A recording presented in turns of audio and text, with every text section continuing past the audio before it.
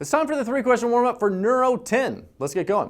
What is the pattern of pain in a migraine and then also in a tension headache?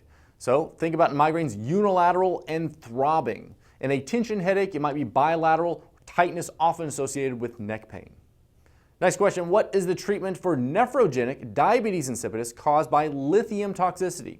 So in general, nephrogenic diabetes insipidus, you're going to use things like hydrochlorothiazide. So this is going to be your drug of choice. But in cases due to lithium toxicity, you need to add amiloride, because amiloride closes those sodium channels at the collecting tubule that are affected by lithium. So amiloride directly counteracts lithium specifically. So you give amiloride with hydrochlorothiazide. But in general, just nephrogenic diabetes insipidus, you're just going to use hydrochlorothiazide.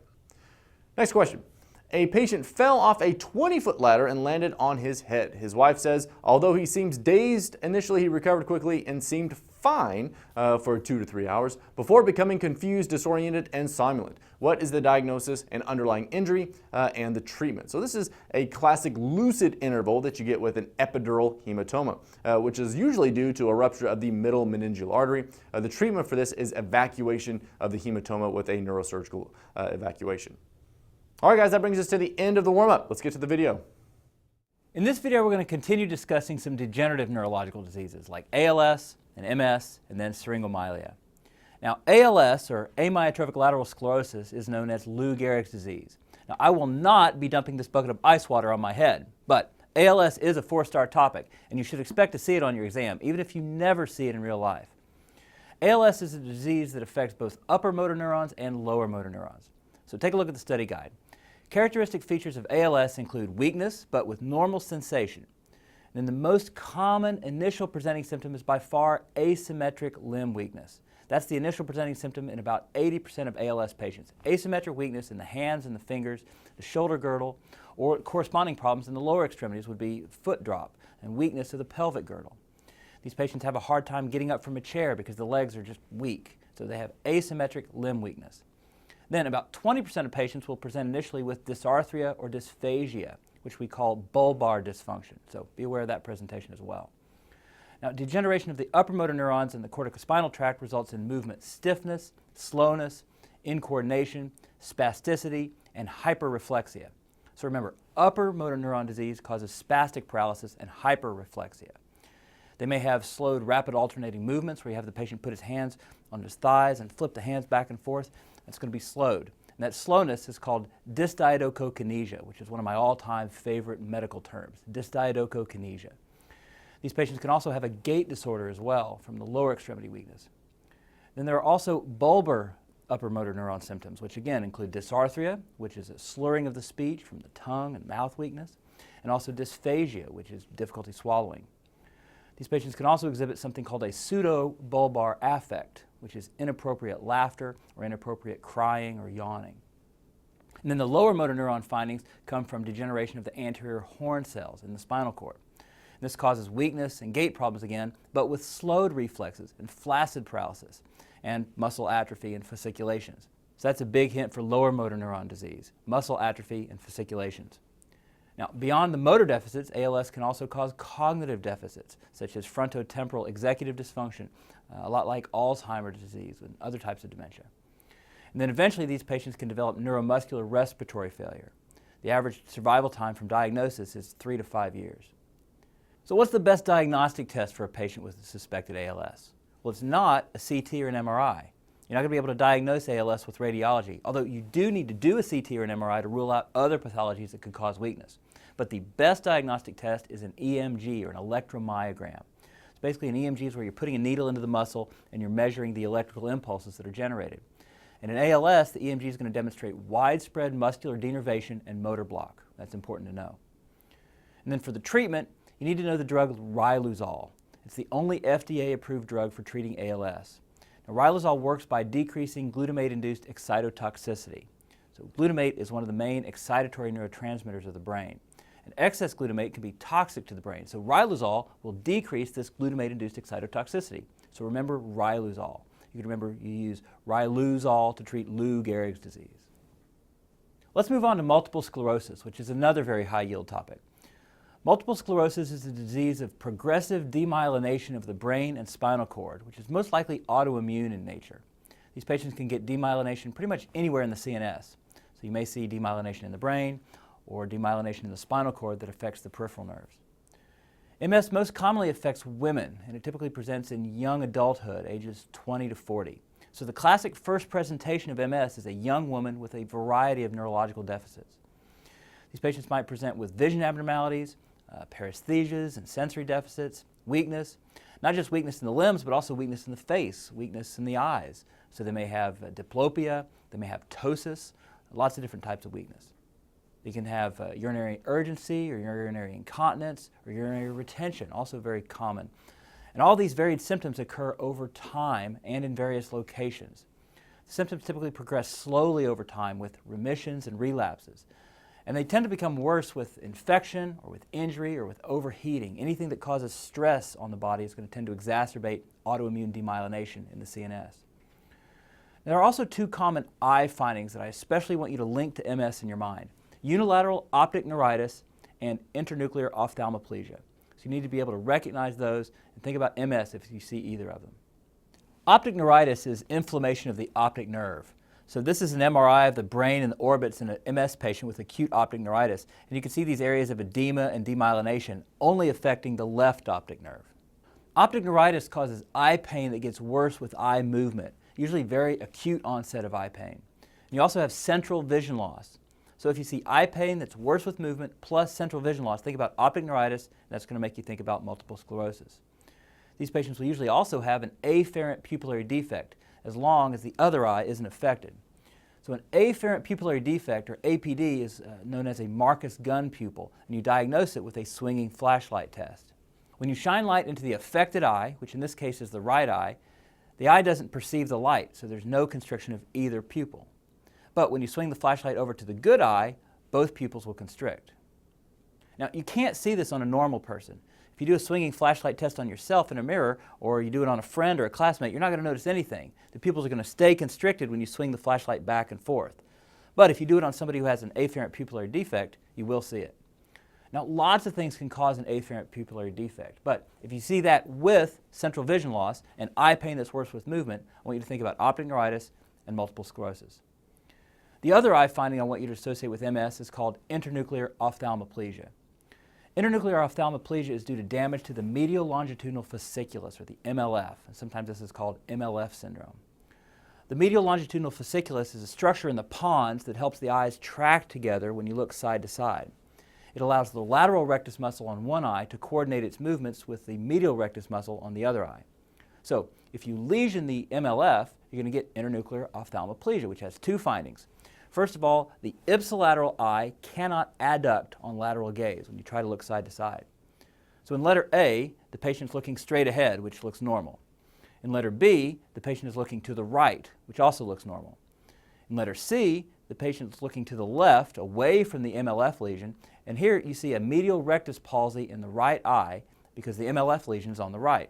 So the left eye abducts, but the right eye cannot adduct. The right eye just stays looking straight ahead. So again, with an MLF lesion, the ipsilateral eye, the eye on the same side as the lesion, cannot adduct on lateral gaze. You have loss of adduction on lateral gaze. Then the second finding with internuclear ophthalmoplegia, again, is nystagmus in the contralateral eye. So while you're attempting the lateral gaze, the other eye, the eye contralateral to the MLF lesion, is going to have nystagmus. So with a right MLF lesion, when you look to the left, away from the lesion, you get this. The ipsilateral eye cannot adduct on lateral gaze, and there's nystagmus in the contralateral eye. But if you ask this patient to cross his eyes to focus on something up close, that's called convergence. And convergence is normal. So the medial rectus muscle can function, it just doesn't work on attempted lateral gaze. So what do your labs show with multiple sclerosis? Well, if you do a lumbar puncture, the CSF will have increased protein, mildly increased white blood cell count, and oligoclonal bands. Oligoclonal bands are specific IgG antibodies that show up as discrete bands on gel electrophoresis. So if you have a patient with the right constellation of symptoms plus those oligoclonal bands in the CSF, that's pretty much diagnostic for MS. So on your test, if they give you a young woman with an unusual constellation of neurological symptoms and you suspect MS, what's your next step? You're going to order an MRI to look for lesions of white matter demyelination.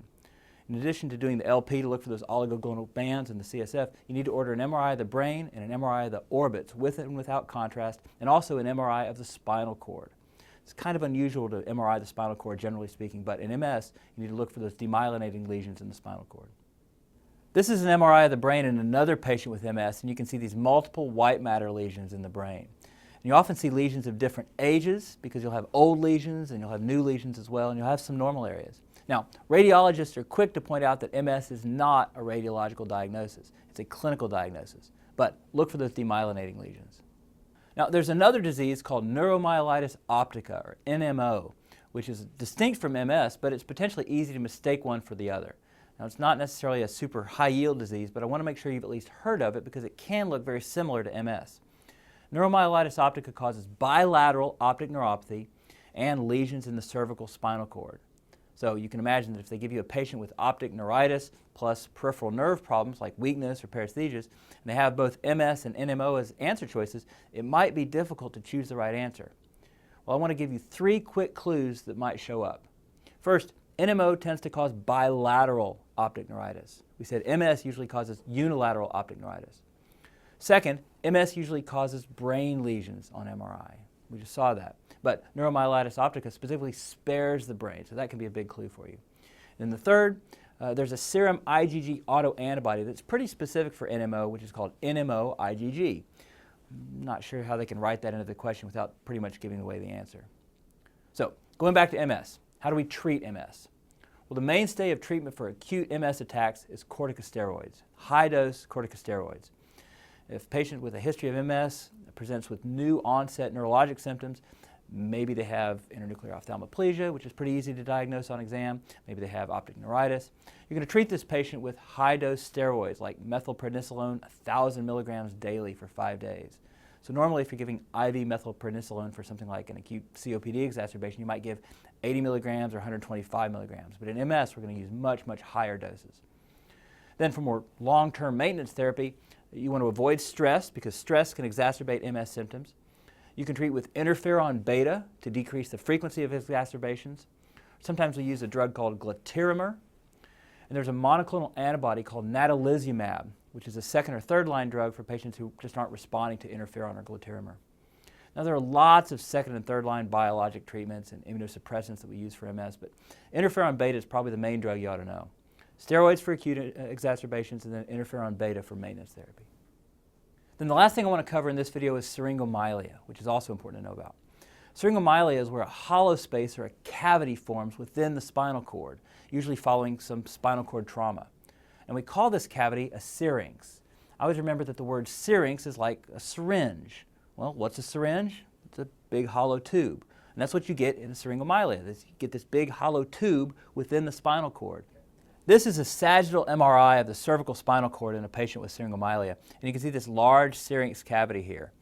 These usually start out pretty small and then they gradually expand, becoming more and more symptomatic over time. It's not uncommon for this to develop months or even years following a C-spine injury like a whiplash injury. As the syrinx expands over time, it's going to start to compress adjacent neural tissue. So what exactly is being compressed? Well, you can compress the crossing fibers of the spinothalamic tract.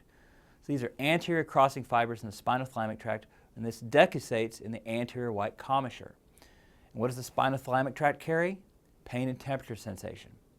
So as these are compressed, the patient is going to experience loss of pain and temperature sensation a few segments below the level of the lesion. Remember, the spinothalamic tracts ascend for 1 to 3 levels as Lissauer's tract before they cross over. So you're going to have loss of pain and temperature sensation a few segments below the level of the syrinx. And if the syrinx gets large enough, it may also compress the lower motor neurons in the anterior horns, which are found lateral to the central canal. So that leads to weakness and flaccid paralysis, especially in the upper extremities, because this is usually found in the cervical spine or maybe the upper thoracic spine. So if you have paralysis of the hands and atrophy of the hand muscles, plus loss of pain and temperature sensation in the arms, think about syringomyelia. And because this is a lower motor neuron lesion, you're also going to see decreased deep tendon reflexes. And you may see some muscle fasciculations, which again is a feature of lower motor neuron lesions. Now, treatment of syringomyelia usually requires surgical decompression, and sometimes we do shunting for recurrent cases to reroute that buildup of CSL somewhere else. So now it's time for the end of session quiz. So work through those questions on your own, and then we'll go over them together. All right, first question. What will an EMG reveal in ALS? Remember we said you're going to see widespread muscular denervation and motor block. Next, what medication is used to treat ALS? Riluzole. Next, what's the most sensitive test for multiple sclerosis? So you're going to do an MRI of the brain and orbits and an MRI of the spinal cord, which is going to show asymmetric white matter lesions of different ages. CSF analysis is helpful, but MRI is the most important test. Next, what medication decreases the frequency of relapses in patients with multiple sclerosis? So the main one to know is interferon beta, but we also mentioned glitarimer. Both of those seem to work equally well. And the last question, what important neuronal tract is first to be compressed and compromised in the case of a syringomyelia? This is the spinothalamic tract, which one more time conveys pain and temperature sensation. All right, that's it for now. I'll see you next time.